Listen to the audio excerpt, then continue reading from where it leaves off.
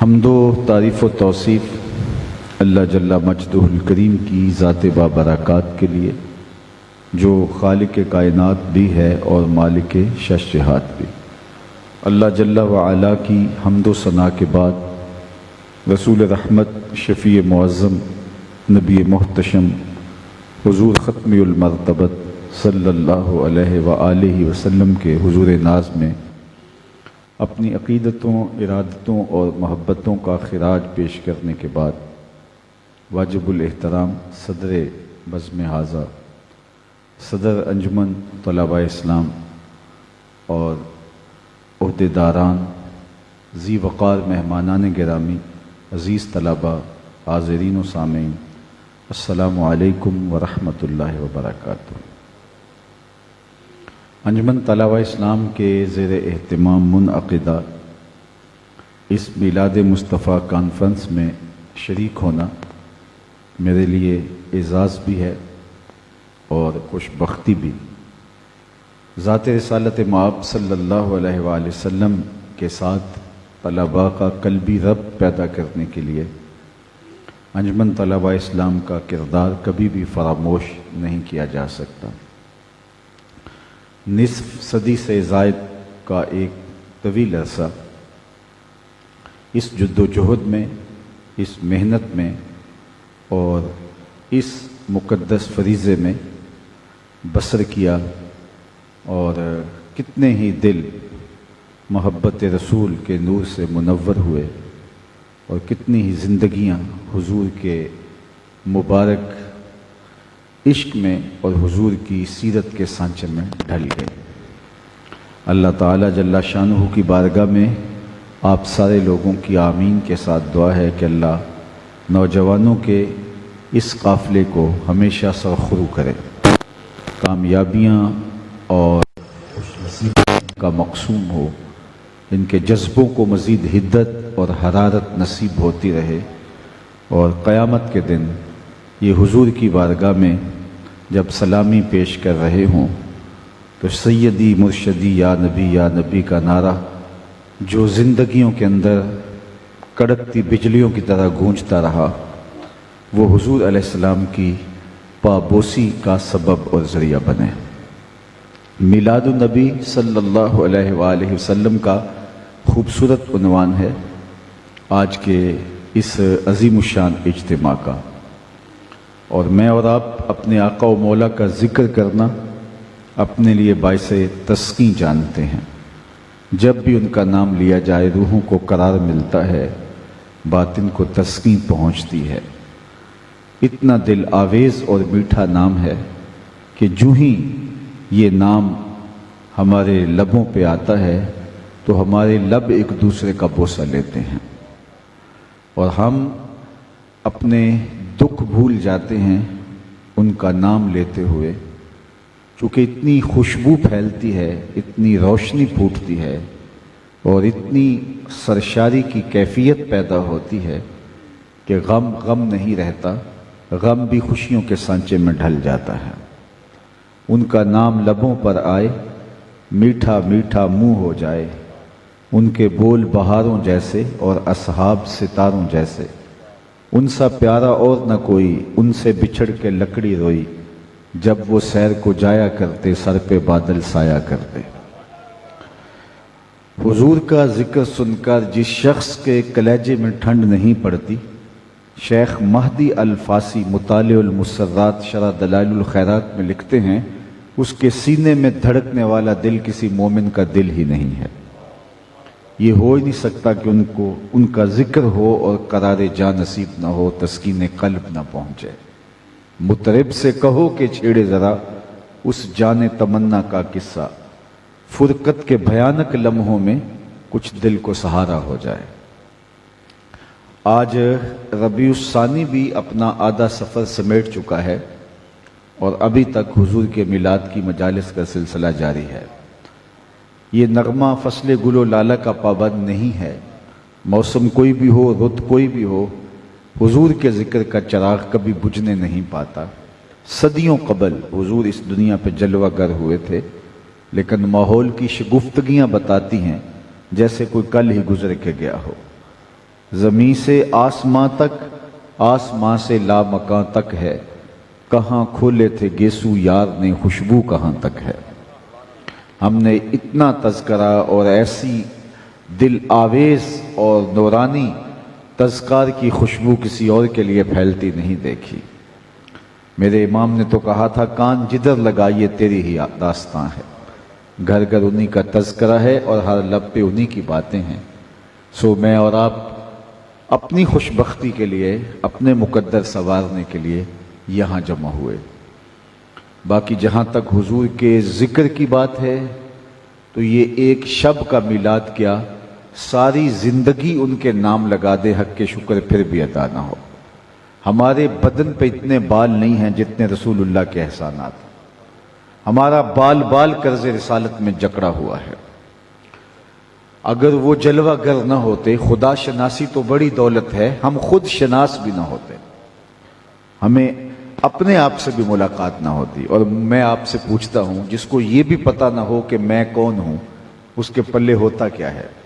اقبال نے کہا تھا، اپنے من میں ڈوب کر پا جا سراغ زندگی، تو میرا نہیں بنتا نہ بن، اپنا تو بن۔ اور جو اپنا بھی نہیں ہو، جس کو یہ بھی نہ پتا ہو کہ میں کون ہوں، جس کو خود شناسی کا نور بھی نصیب نہ ہو، خود آگہی کے اجالے بھی حاصل نہ ہو۔ دیکھیے، اشرف المخلوقات ہونے کے باوصف، وَلَقَدْ كَرَّمْنَا بَنِي آدَمَ کا تاج انسان کے سر پہ رکھا ہے، لیکن یہ درختوں کو، حشرات الارض کو، چوپایوں کو، اجرام فلکیہ کو، مظاہر فطرت کو، جلتی آگ کو، چلتے پانیوں کو، اور یہ حتیٰ کہ انسان کی تاریخ دیکھیے کہ یہ جو کیچوا جو مچھلیاں پکڑنے کے لیے کانٹے کے ساتھ لگایا جاتا ہے، اس کو بھی اپنا معبود مانتا رہا ہے۔ یعنی اس کو یہ بھی نہیں پتا تھا کہ میں کون ہوں۔ اپنے ہاتھوں کے تراشے ہوئے مادوں، لکڑی کے اوثان، پتھر کے اصنام اور آٹا گوندھ کر کے دھوپ میں رکھ کے خشک کیے گئے بت، ان کو اپنا معبود مانتا ہے۔ بھوک تنگ کرتی ہے تو پھر ان کو توڑ کر کے، ان کو گوندھ کر کے روٹی پکا جاتا ہے، کھا لیتا ہے کہ میرے خدا تو اب کام نہیں آئے گا تو کب آئے گا، اب تو بھوک سے میری جان بھی نکل رہی ہے۔ یہ اتنا بے بس، اتنا مجبور، وہ جو اپنے وجود اور اپنے تشخص کو بھی نہ بچا سکے، یہ اس کو بھی اپنا معبود مان رہا ہے۔ تو اس کو خودی کی پہچان کب تھی، اپنے ذات سے، اپنے آپ سے آگہی کب تھی؟ اللہ اکبر! یہ تو حضور علیہ السلام نے آ کے بتایا، وَالَّذِي خَلَقَ لَكُم مَّا فِي الْأَرْضِ جَمِيعًا، یہ جو کچھ زمین میں حضرت انسان تیری خدمت کے لیے، تیری ضرورت کے لیے، تیری نوکری کے لیے پیدا کیا گیا۔ درختوں کو پوچھتا ہے، یہ تجھے چھاؤں فراہم کرنے کے لیے، آکسیجن دینے کے لیے، تجھے پھل فراہم کرنے کے لیے پیدا کیے گئے، تیرے ایندھن کے لیے تخلیق کیے گئے۔ اجرام فلکیہ کی پرستش کرتا ہے، یہ تیری راہوں میں روشنی اجالنے کے لیے، تیرے ذوق نظارہ کی تسکین کے لیے۔ جانور تیری سواری کے لیے، بار برداری کے لیے، تیری غذائی ضرورتوں کے لیے پیدا کیے گئے، تو ان کو معبود سمجھ رہا ہے۔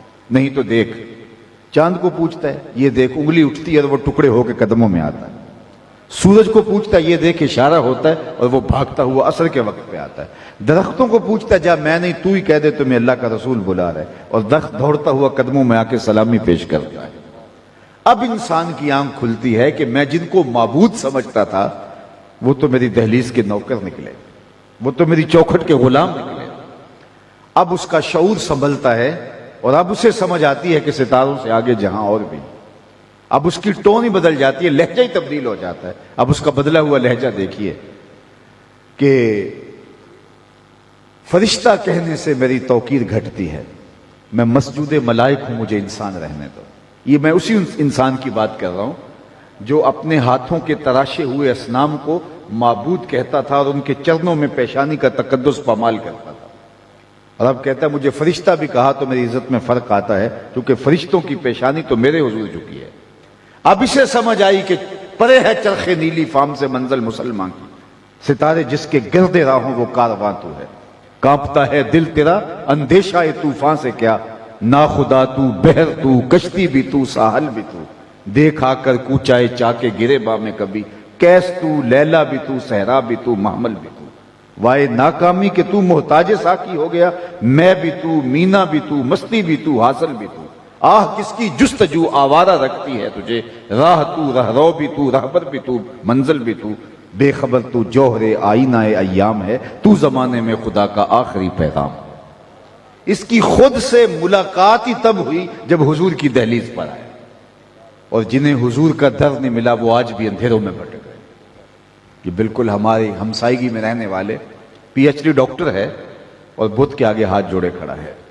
اس کی عقل و بینش، اس کا فہم و ادراک اسے نہیں بتا رہے کہ بدن پہ بیٹھی مکھی بھی نہ اڑا سکے، تیری ضرورتوں کا کفیل کیسے ہو سکتا ہے۔ دوسری جانب M B B S doctor ہے اور وہ گائے کے پیشاب کو تبرک سمجھ کے چسکیاں لے کے حلق سے نیچے اتار رہا ہے۔ اس کی طبع میں کوئی نفاست نہیں، اس کی اتنی بھاری اور بھرکم ڈگری نے کچھ نہیں بتایا۔ اس کی طبیعت کے اندر جو ہے وہ اس سے عفونت نہیں پیدا ہوتی ہے، اور وہ پیچھے کیوں نہیں ہٹ جاتا۔ اور دوسری جانب میں ایک دیہات کا رہنے والا ہوں، اور میں نے ایک بچے کو دیکھا کہ وہ اپنے پائنچے کو مل مل کے دھو رہا ہے، تو پانی کچھ زیادہ کھول رکھا تھا، تو میں نے جھڑکنے کے لہجے میں کہا کہ تم نے بہت زیادہ پانی کھول رکھا ہے۔ تو وہ لجاجت بھرے لہجے میں مجھے کہتا کہ حضرت میں سکول جا رہا تھا تو کسی جانور کے پیشاب کے چھینٹے میرے پائنچے پہ گر گئے۔ وہ کوئی درس نظامی کا فارغ التحصیل نہیں تھا کہ اس نے نجاست غلیظہ و خفیفہ کے حکام پڑھے ہوں۔ وہ 7-8 سال کا دوسری تیسری کلاس کا طالب علم تھا، اور پائنچے کے اوپر پڑے ہوئے پیشاب کے غیر مری چھینٹے بھی گوارا نہیں کرتا۔ میں سوچ میں ڈوب گیا کہ اس ڈاکٹر کو تو سمجھ نہیں آئی، اور یہ 7 سال کا بچہ سمجھ رہا ہے۔ تو اندر سے جواب آیا کہ وہ ہے ڈاکٹر، لیکن اس کے ہاتھ میں دامن میرے حضور کا نہیں، اور یہ ہے بچہ لیکن ماں نے گٹی میں پیار حضور کا دیا تھا، تقدس روح تک اتر گیا ہے۔ لہذا وہ غیر مری چھینٹے بھی گوارا نہیں۔ زندگی کی ساری روشنیاں، سارا نور، سارے اجالے اگر آپ کو ملیں گے محمد عربی کی چوکھٹ سے ملیں گے۔ جنہیں یہ در مل گیا انہیں زندگی کا جمال نصیب ہو گیا، اور جنہیں یہ چوکھٹ نہیں ملی وہ آج بھی اندھیروں میں بھٹک رہے ہیں، چاہے ان کے پاس کتنی بھاری بھرکم ڈگریاں کیوں نہ۔ تو ڈگریوں سے شعور نہیں آتا، شعور حضور کی دہلیز سے آتا ہے، حضور کی چوکھٹ سے زندگی ملتی ہے۔ سید سلیم گیلانی کا ایک شعر ہے، اور کیا خوبصورت شعر ہے۔ نہ خرد کی روشنی تھی نہ جنوں کی آگہی تھی، نہ خرد کی روشنی تھی نہ جنوں کی آگہی تھی، تیری رہبری سے پہلے یہ جہاں جہاں نہیں تھا، تیرے آسمان سے پہلے کوئی آسمان نہیں تھا، میں وہ زمین تھا جس کا کوئی آسمان نہیں تھا۔ تو زندگی کا سارا جمال، زندگی کی ساری خوبصورتی حضرت انسان کو ملی ہے تو حضور کی چوکھٹ سے ملی۔ میں آپ سے پوچھتا ہوں، قرآن نے کہا نا اذا بشر احدهم بالانثى، جب کسی کو یہ خبر دی جاتی کہ تیرے ہاں بیٹی پیدا ہوئی ہے تو اس کا چہرہ اتر جاتا ہے، سیاہ پڑ جاتا اس کا منہ۔ آبرو بچانے کا ایک ہی راستہ تھا کہ اس بیٹی کو زندہ درگور کرے، اور اگر یہ نہیں کر پاتا تو معاشرے میں سر اٹھا کے چلنے کے قابل نہیں۔ بعض قبائل میں 100% مروج تھا بیٹیوں کو زندہ درگور کرے، بعض میں جزوی تھا۔ بیٹیوں کو زندہ درگور کر کے باپ فخر کرتا تھا۔ اللہ اکبر! اس سے بڑھ کر ظلمت، جہالت، گراوٹ، سنگ دلی اور کیا ہو سکتا ہے؟ ایک حقیقی باپ اپنی بیٹی کو اپنے ہاتھوں سے قبر میں اتارے اور وہ ننھے ہاتھ جوڑ کے زندگی کی بھیک مانگے، اور اس کے دل کے اندر ترس پیدا نہ ہو، اس کو مٹی تلے، ریت تلے دبا دے، اور پھر چھاتی چوڑی کر کے چلے کہ میں نے اپنی آبرو بچا لی ہے۔ اور کیسا معاشرہ تھا کہ اس پہ اسے داد دیتا تھا، اس کو جو ہے وہ داد و تحسین سے نوازتا تھا، اور اسے واہ واہ کہہ کے استقبال کرتا تھا کہ تو نے اپنی آبرو بچائی۔ جس معاشرے میں بیٹی کو زندہ درگور کر کے باپ فخر کر رہا تھا، ایک آواز اٹھتی ہے، وہ آواز آپ کے کانوں تک کئی دفعہ پہنچ چکی ہے، آپ عربی متن کے ساتھ بھی وہ لفظ یاد ہوں گے، لیکن آپ صرف اس کو کلمہ تحسین کے طور پہ شاید غور کرتے ہوں، لیکن اس پس منظر کو ذہن میں رکھیں تو یہ اس ظالمانہ سماج کے خلاف کلمہ جہاد تھا۔ جب بیٹیاں زندہ درگور کر کے باپ فخر کر رہا تھا تو میرے حضور نے کہا، لوگوں سن لو میری فاطمہ میرے جگر کا ٹکڑا ہے۔ تو یہ اس دور کے اندر کہنا یہ کلمہ جہاد تھا اس ظالمانہ سماج کے خلاف۔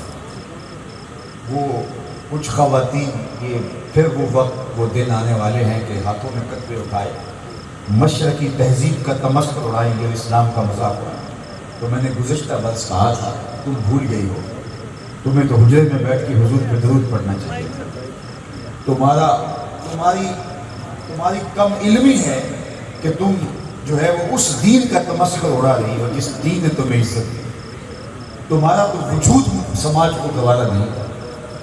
باپ قتل کر کے فخر کرتا تھا, نہ کوئی FIR کٹتی تھی, نہ کوئی موم بتیاں جلاتا تھا, نہ کوئی ٹسرے بہاتا تھا. تم ریت میں دب جاتی اور تمہارے آنسو بھی ساتھ دب جاتے. تمہیں زندگی کا اجالا بخشا ہے, زندگی کا نور بخشا ہے تو میلاد والے رسول نے بخشا ہے. ورنہ آج وہ بھٹکا ہوا قافلہ کہاں ہوتا ہے یہ راستہ میرے حضور علیہ السلام نے. اور سنیے, توجہ چاہوں گا, سنیے, ہم ایسے دانشوروں کو بھی دیکھتے ہیں جو عورت کو از قبیل جن سے انسان ماننے کے لیے تیار ہیں. وہ کہتے ہیں کہ ہم شکل ضرور ہے انسان کی لیکن انسان نہیں. انسانوں کی طرح بولتی ضرور ہے انسان, انسانوں کے بچوں کو جنم بھی دیتی ہے, دودھ پلا کے پروان بھی چڑھاتی ہے, لیکن خود انسان نہیں. اور مذہبی رہنماؤں نے کہا کہ عورت بدی کا سرچشمہ ہے. اگر خدا کی قربت چاہتے ہو تو عورت سے آپ کو لا تعلق ہونا پڑے گا. رہبانیت کی راہیں تراشی گئی. عورت خدا کے قرب کے راستے کی رکاوٹ ہے. عورت ہوگی تو قربت الہی نصیب نہیں ہوگی. جب یہ دعائیاں مذہب کے نام پہ دی جا رہی تھی تو میرے حضور نے فرمایا لوگوں سن لو, مجھے عائشہ کے بستر میں وحی اترتی. جب عورت بدی کا سرچشمہ اور قرب الہی میں رکاوٹ مانی جا رہی ہے تو کہا مجھے عائشہ کے بستر میں وحی اترتی. تو ہمیں تو اپنے بچوں کو درود کی لوریاں دینی چاہیے کہ ہمیں زندگی کا نور ملا ہے تو آمنہ کے لال کے صدقے سے ملا ہے, میلاد والے رسول. آج میں نے بوڑھے اشخاص کو مزدوریاں کرتے دیکھا. فیکٹری میں بھائی اوور ٹائم لگا رہا ہے, پردیس کے اندر پتھر کوٹ رہے ہیں لوگ. کیوں؟ میں نے اپنی بیٹیوں کے ہاتھ بھی لے کر. بھائی فیکٹری میں اوور ٹائم اس لیے لگا رہا ہے, میں نے بہنوں کے ہاتھ بھی لے کر. یہ بھائی کو کاٹ دیتا ہے, یہ باپ تو زندہ درگور کر دیتا ہے. اب یہ بوڑھا باپ کانپتے ہوئے ہاتھوں سے مزدوریاں کر رہا ہے. اس کے دل کے اندر بیٹی کا پیار ڈالا کس نے؟ جواب آئے گا میلاد والے رسول. تو یہ ایک رات کا میلاد, اس سے حق ادا نہیں ہوگا. اپنے ساری زندگی اگر حضور کے نام پہ لگائیں, اتنے بڑے احسان ہیں حضور کے, پھر بھی حق ادا نہیں. یتیموں کو دھکے دیے جاتے تھے. قرآن نے کہا فذالک الذی یدعو الیتیم. یہ وہ بد نصیب شخص ہے جو یتیم کو دھکے دیتا ہے. اور وہ عملاً دھکے دیا کرتے تھے, وہ کھانا دے دیا کرتے تھے لیکن یتیم کے ساتھ اپنے بچوں کو نہیں کھیلنے دیتے تھے. ان کا خیال یہ تھا کہ نحوست در آئے. جب معاشرہ اتنا صفاق ہو گیا تھا کہ یتیموں کو دھکے دیے جا رہے تھے, میرے حضور نے فرمایا میں اور یتیم کی کفالت کرنے والا قیامت کے دن اس طرح لیڑے ہوں گے جس طرح یہ میری دو انگلیاں ہیں. اور سب سے افضل گھر کون سا ہے؟ سوال, سب سے افضل گھر کون سا ہے؟ کسی نے کہا شہر کے وسط میں جو گھر ہے وہ سب سے اچھا ہے. کوئی بولے گا جناب جو علی نسب سوسائٹی میں گھر ہے وہ محفوظ ترین حصار میں ہوتا ہے وہ افضل ہے. کسی نے کہا نہیں جناب کشادہ گھر اچھا ہے. دیہات کا مزاج رکھنے والا بولا جناب کھلے کھیتوں میں کھلیانوں میں چار طرف سبزے کی زمردی چادر بچھی ہو تو وہ گھر اچھا ہے. کسی نے کہا نہیں یا سمندر کے کنارے ہو, دور تک پانیوں کا منظر دل فریبی پیدا کرے. کسی نے کہا کوساروں کی چوٹیوں کے اوپر گھر شفاف ہوا کی ضمانت بنتا ہے وہ اچھا ہے. لیکن آمنہ کے لال فرماتے ہیں سب سے اچھا گھر وہ ہے جس میں یتیم رہتا ہو اور اس کی کفالت بھی ہوتی ہو اور اس کی عزت بھی. وہ دو مرلے کا جھپڑا کیوں نہ ہو, وہ افضل اور وہ اشرف گھر قرار پاتا ہے. یتیموں کو پستیوں سے اٹھا کے اور یہ سریا کی بلندیوں تک پہنچایا. میرے نبی کا لایا ہوا دین پہ اتنا حساس ہے. اللہ اکبر. اس دین کے اندر ہمیں یہ ضابطے, یہ قانون دیے گئے کہ جب بچے مشترکہ طور پہ اکٹھے کھیل رہے ہو, تمہارا بچہ بھی بچوں میں کھیل رہا ہو, تمہیں کام پڑ جائے اور بچے کو واپس بلانا ہو تو کہا کہ بچے کو نام لے کر تم نے آواز دینی ہے, اس کو بیٹا کہہ کے نہیں پکارنا. حضور ہمارا بیٹا تو ہے, اگر بیٹا کہہ کے پکار دیں تو حرج بھی کیا ہے؟ کہا تم نہیں جانتے, ہو سکتا ہے کھیلنے والوں میں کوئی یتیم کھیل رہا ہو, اور جب تم اپنے بچے کو بیٹا کہہ کے پکارو گے تو اس کا دل دکھ جائے گا. ہمیں تو بیوہ کے سامنے اپنی بیوی سے ملاطفت کا اظہار کرنے سے روک دیا گیا. دوپہر کو سلا دیتی ہے بچوں کو وہ اس گھر میں, गली में फिर खिलौने बेचने वाला ना आ जाए। हमें तो कितना हसास दिल, कितना नाजुक दिल इस्लाम ने जो है वो दिया है, और लोगों की ज़रूरतों का ख्याल, लोगों की चीज़ों का लिहाज, हत्ता कि यहाँ तक कि अपने गोश्त की खुशबू से गरीब हमसाए को तकलीफ न दो, या तो पानी थोड़ा ज़्यादा डाल दो, शोरबे की प्याली हमसायों के घर भेज दो। और अगर ऐसा नहीं कर सकते तो ऐसे जावी और ऐसे वक्त में खाना पकाओ जब गरीब के बच्चे सोचो। ये है हमारे आका का दिया हुआ है। इंसानियत के लिए जो दर्द दिल हुजूर के कल्बे अतहर में है, जो इंसानियत के लिए हुजूर का नाजुक दिल और हुजूर का गदार दिल एहसास रखता है, आपको कायनात में कहीं नहीं मिलेगा। आज दुनिया इंसानी हुकूक की बात करती है। गुलाम लाला के दुनिया पर कौन बेचता था, और मंडियां गुलामों की सजती थी, और किसके गुलामों को आज़ादी का मुजदा जाफिजा दिया। आपने ये उलमा से बारहा सुना कि जब हुजूर की विलादत तैयबा हुई तो सवैबा ने आकर के कहा कि तेरे मरहूम भाई के घर में बेटा पैदा हुआ, अबू लहब से कहा। तो उसने उंगली के इशारे से कहा जा तू आज़ाद है। उसका फिर जो फ़ायदा अबू लहब को हुआ वो एक अलग उन्वान है, लेकिन मैं अपने मजमून के मुताबिक जो बात करना चाहता हूँ वो ये कि हुजूर अलैहिस्सलाम ने सेहने कायनात में कदम रखा गुलामी की जंजीरें टूटने में। गुलाम को आज़ाद करने के इतने तरीके दिए। कसम तोड़ बैठो गुलाम आज़ाद करो, रोज़ा तोड़ बैठो गुलाम आज़ाद करो, कुफारा इजहार में गुलाम आज़ाद करो, कुफारा कत्ल में गुलाम आज़ाद करो। वैसे तरगीब दी गुलाम आज़ाद करने, और सहाबा की ज़िंदगियाँ भरी पड़ी हैं। हज़रत उस्मान रज़ी अल्लाह ताला अन्हु जुमे की तैयारी में एक मरहला गुलाम आज़ाद करने का भी रखा, यानी जब जुमे के लिए तैयार होते, गुस्ल करते, बाल तराशते और गुलाम देता। सहाबा में सबसे अमीर हज़रत अब्दुर्रहमान बिन औफ रज़ी अल्लाह ताला, उन्होंने उस दौर की सबसे महंगी सखावत भी गुलाम आज़ाद की। उन्होंने अपनी ज़िंदगी में 30,000 गुलाम आज़ाद किए, 30,000 गुलाम आज़ाद किए। आज गुलामी आपको नहीं मिलेगी, वो बदनी गुलामी। अब ज़रा इल्ल और असबाब पे गौर कीजिए। गुलामी को ख़त्म करने के लिए किसने बाकायदा शरीयत में ज़ाब्ते रखे, तरगीब दी और लोगों को हुक्म दिया गुलाम आज़ाद। तुम्हें खुशी हो तो गुलाम आज़ाद, तुम्हें सदमा पहुँचे गम गलत करने के लिए गुलाम आज़ाद करो। गुलाम को कहा तुम मुखातबत कर सकते हो, अपने आका के साथ तय कर सकते हो कितने पैसे कमा के दूंगा और मुझे आज़ाद कर दिया जाए। गुलामों को आज़ाद करने की गुलामों को तरगीब दी कि उनको गुलामी से निजात कैसे हासिल करनी है, और दीन के अंदर तरगीब रखी कि इन जो है इन जुर्मों की सज़ा गुलाम की आज़ादी है, और तरगीब और तहरीर से लगाई गुलाम को आज़ाद करने की। और आज दुनिया के ऊपर वो बद्दी गुलामी मौजूद नहीं, लेकिन ज़रा उस दौर, उस संग दिल ज़माने का आप तसव्वुर तो कीजिए जब एक ही फटे के ऊपर माँ और बेटा, माँ और बेटी, दो सकी बहनें, दो हकीकी भाई बिक रहे होते, और एक को एक इलाके का शख्स खरीदता और दूसरे को दूसरे मुल्क का, और फिर वो आपस में जब जुदा हो रहे होते तो उनके आंसू का वज़न किसी तराजू पे नहीं किया जा सकता। जब माँ और बेटी एक ही स्टेज के ऊपर बिक रही होती, और फिर माँ को कोई खरीद लेता, बेटी को कोई खरीद लेता, माँ तो खुशी से, बेटी की मर्जी से उसको डोले में डालती है, तो फिर भी उसके आंसू ज़ब्त नहीं होते, और ये ता जिंदगी उससे जुदा होने जा रही है, और माँ गुलाम और खुदीस बन के कहीं और जा रही है। तो ज़रा तसव्वुर तो करो उनकी अश्क, उनके आंसू कितने भारी होते थे। और ये किसने इंसानों को आज़ादी का मुजदा जाफिजा दिया? किसने गुलाम तो आका का जूता धूप से उठा के छाँव में रख दे तो आका इसको भी कोड़े मारता था कि तूने मुझसे पूछा क्यों? वो लाख कही जनाब जूता ख़राब हो रहा था तो मैंने बस छाँव में रख दिया। तो वो कहता नहीं, तेरी खुए गुलामी बदल रही है, तू अपनी औकात भूल गया, इसलिए तेरी तबीयत साफ़ करने वाली हुई है, तुझे तबीयत तेरी दुरुस्त करूँगा। इकबाल ने कहा था गुलामी क्या है, ज़ौक़ हुस्न ज़ेबाई से महरूम है, जिसे ज़ेबा कहीं आज़ाद बंदे हैं वही ज़ेबा। भरोसा कर नहीं सकते गुलामों की बसीरत पर कि दुनिया में फ़कत मर्दान हुर की आँख है।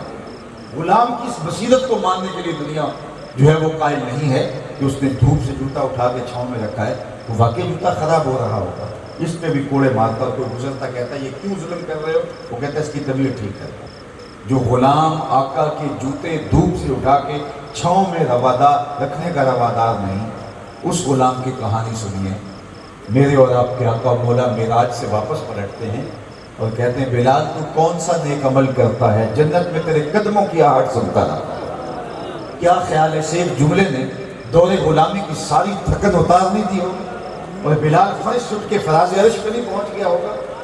جو آقا کے جوتے چھونے کی استطاعت اور جو ہے وہ صلاحیت اور اجازت نہیں رکھتا، اس کو دو جہاں کا سردار کہہ رہا ہے۔ اور پھر سنیے حضور کے وصال کے بعد جب حضرت بلال مدینہ چھوڑ جاتے ہیں اور داریہ میں جا کے شام کے ایک شہر میں سکونت اختیار کر لیتے ہیں، تو پھر ایک دن حضور خواب میں ملتے ہیں، ما حاضر جفت یا بلال، بلال یہ کیا بے وفائی یار ہو کے ملنے میں نہیں آ رہے۔ تو وہ دن رات سفر کرتے ہوئے پہنچے تو حضرت عمر کو پتہ چلا کہ بلال آ رہے ہیں، تو وہ مسجد نبوی سے باہر نکل کے حضرت بلال کا استقبال کرنے کے لیے کھڑے۔ بادشاہ بادشاہوں کے لیے استقبال کرتے رہتے ہیں، آپ کے شہر اقتدار میں روز تماشے لگتے ہیں، لیکن کبھی کسی غلام کا بھی شہنشاہ کو آپ نے استقبال کرتے دیکھا؟ یہ تاریخ کا انوکھا باب ہے۔ مسجد نبوی سے باہر حضرت عمر کھڑے ہیں اور حضرت بلال مفتی سے اترتے ہیں، آگے بڑھ کے ان کا ہاتھ تھامتے ہیں، کالے رنگ کا ہاتھ چوم کے آنکھوں سے لگا کے بولتے ہیں، یا بلال انت سیدنا و مولانا، بلال تو ہمارا آقا بھی لگتا ہے، تو ہمارا مولا بھی لگتا ہے۔ کس نے پستیوں سے اٹھایا اور اوج ثریا کی بلندیوں تک پہنچایا؟ ہم ساری زندگی بھی حضور کی مدح میں لب کشا رہیں، ان کے احسانات کا بدلہ نہیں دے سکتے۔ ہم کہاں گرے ہوئے تھے، کہاں گرے ہوئے تھے، انسانیت کیسے سسک رہی تھی، کیسے تڑپ رہی تھی، کیا ظلم اور کیا جور و جبر تھا جو انسان پر روا نہیں رکھے ہوئے تھا۔ یہ تو میرے حضور تشریف لائے جنہوں نے پستیوں سے اٹھا کے اوج ثریا کی بلندیوں کو پہنچایا، خود نہ تھے جو راہ پہ اوروں کے ہادی بن گئے۔ کیا نظر تھی موت کو جس نے مسیحا کر دیا۔ زندگی کو زندگی کا ڈھب ملا تو میلاد والے رسول کی چوکھٹ سے ملا، اور اگر یہ در نہ ملتا تو انسانیت کا بھٹکتا ہوا قافلہ ذرا سوچے تو صحیح آج کہاں ہے۔ در بدری کی ٹھوکریں آج کیا حال کرتی، اور کیا اس کا تشخص ہوتا اگر حضور تشریف لائے۔ آفتاب زندگی کی ایک شعاع اولی، نور سے تیرے فلک روشن درخشاں ہے زمین، تیری ہستی روشنی کا ایک حسین مینار ہے، ہر کرم جس کی نشان منزل دنیا ہوگی، تیری نظروں نے تراشے ظلمتوں سے آفتاب، پاؤں تیرے چوم کر ذرے بنے ماہ ہوبی، اے غریبوں کے سہارے، اے یتیموں کی مراد، محسن انسانیت تجھ سا کوئی نہیں۔ تو ہمارا ایک ایک بال بھی ان کی مدح، ان کے اوصاف حمیدہ کا ثنا خواں بن جائے، پھر بھی ان کی عظمتوں کا اعتراف کیا، حق ادا کیا۔ تیرے اوصاف کا ایک باب بھی پورا نہ ہوا، زندگیاں ختم ہوئی اور قلم ٹوٹ گئے۔ اللہ اکبر۔ لیکن یہ ہماری سعادت مندی ہے، یہ خوش نصیبی ہے کہ میں اور آپ ان کے لیے آج اپنی زبانوں کو جنبش دیے ہوئے ہیں، اور آج ہماری سماعتیں ان کے ذکر کے ترانوں سے مہک رہی ہیں، ان کے نام کی خوشبو ماحول میں رچی بسی ہے۔ ہزار بار بشوئیں دہن سے مجھ کو بولا، ہنوز نام تو گفتن کمال بے ادبیست، لیکن یہ ان کی مہربانی کہ انہوں نے ہمیں یہ سعادت بخشی اور یہ اعزاز بخشا۔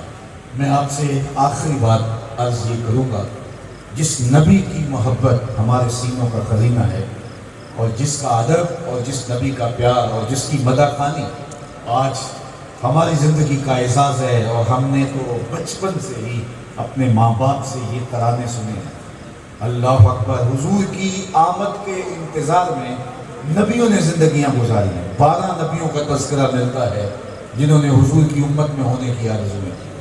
وہ جس کے نام پر داؤد نے نغمہ سرائی کی، وہ جس کے ذکر پر شاہ سلیمان نے گدائی کی، دل یحییٰ میں رہ گئے ارماں جس کی زیارت کے، لب عیسیٰ پہ آئے باز جس کی شان رحمت کے، جو بن کے روشنی پر دیدہ یعقوب میں آیا، جسے یوسف نے اپنے حسن کی نئے رنگ میں پایا، نہ دانم آنگلے خندان چے رنگ و بودارت، یہ مرغے ہر چمن آرزو دلارت۔ زمانہ منتظر تھا، ہم نے تو کوئی انتظار نہیں کیا، ہم نے تو کوئی رت جگہ نہیں کاٹا، ہم سوچتے مقدر جاگ تھا۔ ہمارے والد صاحب مسجد سے مولانا کو بلا لائے، انہوں نے کان میں جو اذان دی ہے نا، جو اس بات کا اعلان تھا، وہ مبارک دے رہے تھے، مبارک کو تو حضور کا غلام بن گیا ہے۔ شاہوں سے ملا ہے نہ تونگر سے ملا ہے، اللہ کا عرفان اسی در سے ملا ہے۔ اوروں کو ملا ہے تو مقدر سے ملا ہے، مجھ کو تو مقدر بھی تیرے در سے ملا ہے۔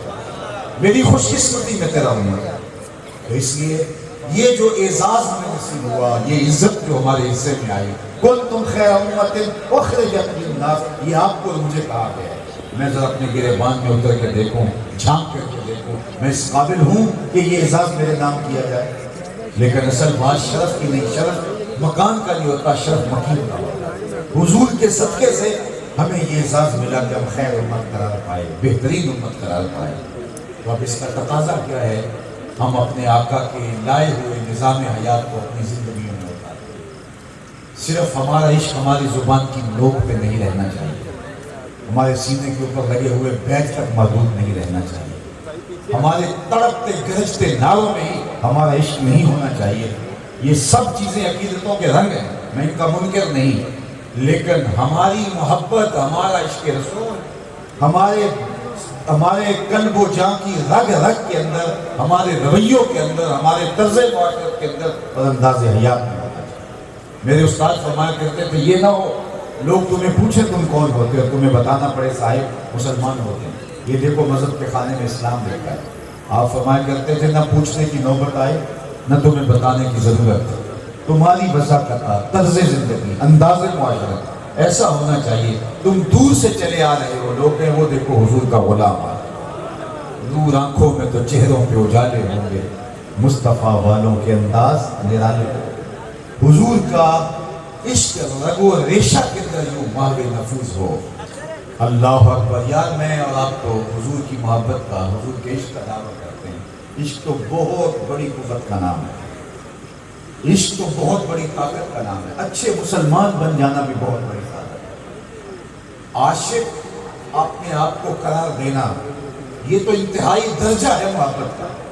عاشق حال کو یا کے پر عاشق بندا مر کے، زہر پیالہ کوئی نہیں پیلا پر عاشق پیلا پر کے. اور پھر جب دعویٰ محبت ہے، دعویٰ عشق ہے، اطاعت کا دعویٰ ہے، تو محبوب کا حکم ہو اور ہماری طرف سے کوتاہی ہو، یہ ممکن نہیں. محبوب تو حکم دے اور ایسے کام کو حکم دے جس کو بجا لانا نفس الامر میں ممکن نہ ہو. تو عاشق تو یہ بھی نہیں پوچھتا کہ یہ تو ہو ہی نہیں سکتا.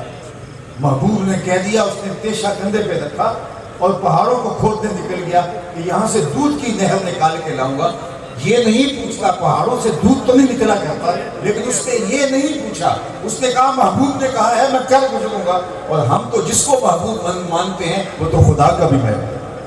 اور پھر ان کے بتائے ہوئے طریقے اور ان کے بتائے ہوئے فرامین ہمیں ملحوظ نہ رہے تو پھر ہمیں بار بار سوچنا پڑے گا کہ ہمارا عشق دعوے سے خالی ہے، ہماری محبت دلیل سے خالی ہے. بلکہ میں محبت کے تقاضوں پر اگر بات کروں تو محبت تو اس بات کا تقاضا کرتی ہے کہ محبوب کا حکم تو بڑی دور کی بات ہے، محبوب کی منشا کو محبت سمجھتی ہے کہ محبوب کی چاہت کیا ہے. مدینہ المنورہ کی گلی سے حضور گزر رہے تھے، وہاں ایک ایسا مکان بن رہا تھا جو طرز تعبیر حضور کو پسند نہیں تھا. دیکھا رکے، پوچھا کس کا ہے؟ کہا فلاں انصاری صحابی کا. حضور گزر گئے، کچھ نہیں کہا.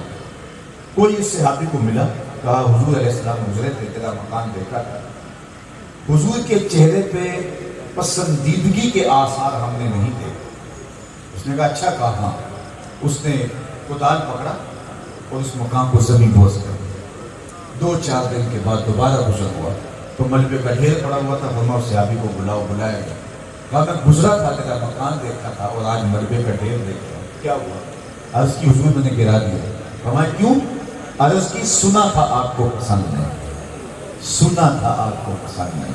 میں اور آپ سر سے پاؤں تک دیکھیں ہمارا کیا کیا حضور کو پسند ہے. عقیقے سے ولیمے تک دیکھیں ہمارا کیا کیا حضور کو پسند ہے. نجی زندگی سے طرز سیاست تک دیکھیں کیا کیا حضور کو پسند ہے. محمد کی زیارت، محمد کے رنگ، ایک ٹھگ بازیاں جانے پیارا. اللہ کے محبوب علیہ السلام تشریف فرما تھے. ایک صاحب ایک مدت کے بعد ملنے آئے، غالباً بحرین سے تھے. تو انہوں نے حضور کو سلام عرض کیا تو آقا نے رخ پھیر دیا. وہ سمجھے اتفاقی ہو گیا، رش میں ایسا ہو جاتا ہے. تو جدھر حضور نے رخ پھیرا وہ ادھر سے جا کے سلام کرتا. تو آقا نے پھر رخ پھیر دیا. سمجھ گئے حضور ناراض ہے، لیکن انہیں یہ نہیں سمجھ تھی کہ حضور ناراض کیوں ہے.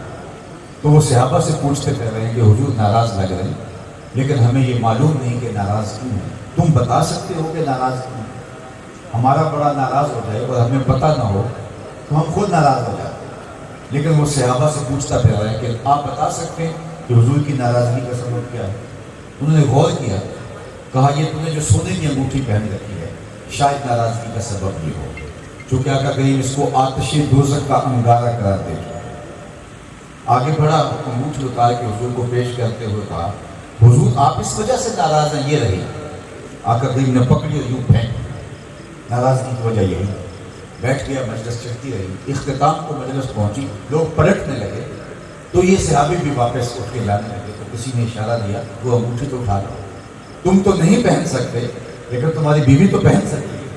تو صحابی نے جو جواب دیا اس کے بعد میری تقریر اختتام کو پہنچ جائے گی. بس میں چاہوں گا کہ یہ جواب میں اپنے دل سے آپ تک پہنچاؤں اور آپ اپنے دل کے کانوں سے اس کو سنیں, محض اپنے سلوکری بدن کے کانوں سے نہیں.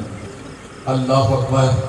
تو کہا کہ یہ انگوٹھی تمہاری ہے, اس کو اٹھا لیجیے.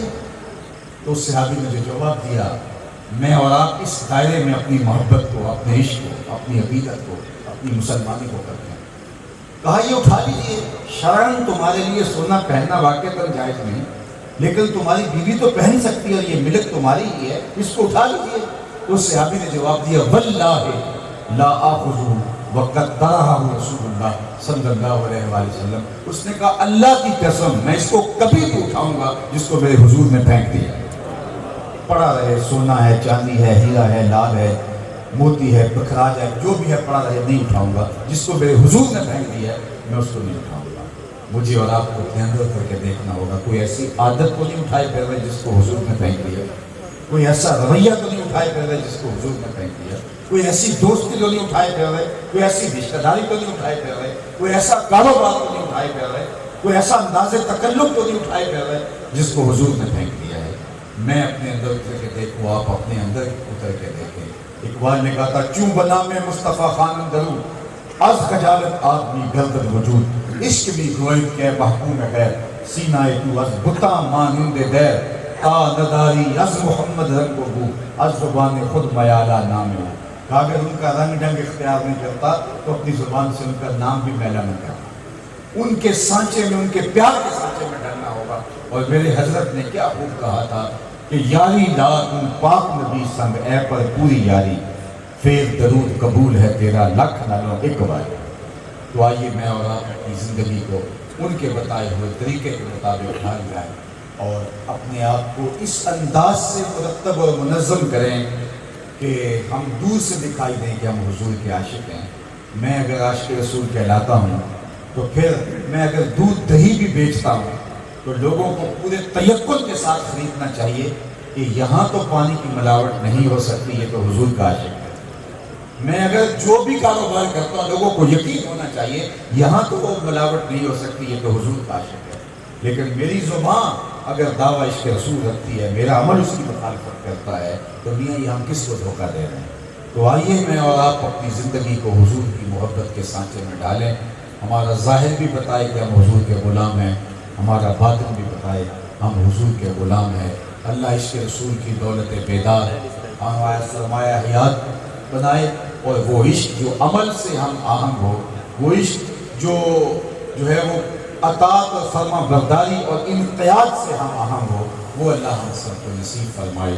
کار ما آخر شدو آخر زما کار نشد, مشت خاک ما غبار پوچھا یار نشد, و آخر دعوانا الحمدللہ رب العالمین.